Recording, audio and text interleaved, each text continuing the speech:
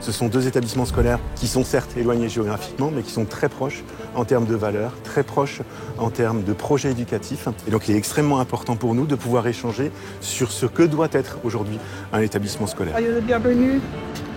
On est très content de les recevoir aujourd'hui. Bonjour und herzlich willkommen im Gymnase Jean Sturm.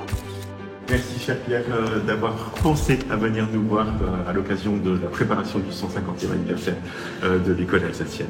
Je suis en effet extrêmement heureux, parce que nous avons l'habitude d'appeler la maison mère de l'école alsacienne. Voilà donc 150 ans que l'école alsacienne est créée à Paris pour y développer un enseignement appliquant les méthodes et suivant l'esprit humaniste de Jean Sturm, créateur du gymnase en 1538. Nous sommes fiers de votre réussite, des liens historiques qui nous unissent. Les liens sont extrêmement forts. Et René Fuchs, directeur de l'école alsacienne, qui a été professeur d'histoire et de géographie à Jean Sturm. Les fondateurs de l'école alsacienne, Rieder, Beck et Charles Friedel, sont des anciens élèves du gymnase Jean Sturm.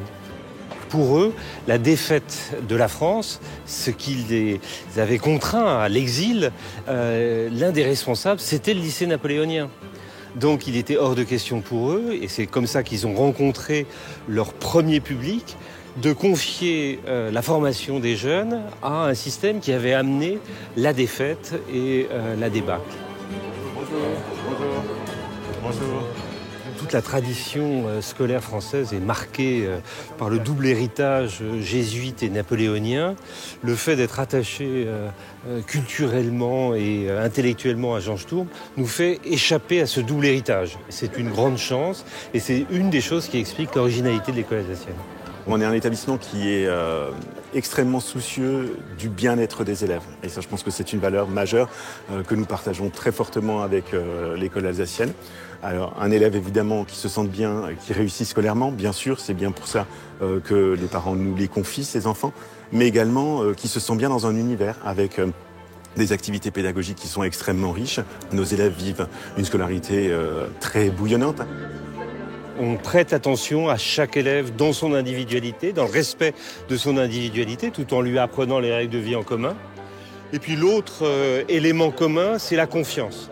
Un élève doit acquérir une confiance en soi pour entreprendre quelque chose, des études, des projets, mais c'est aussi un lieu où on apprend à faire confiance.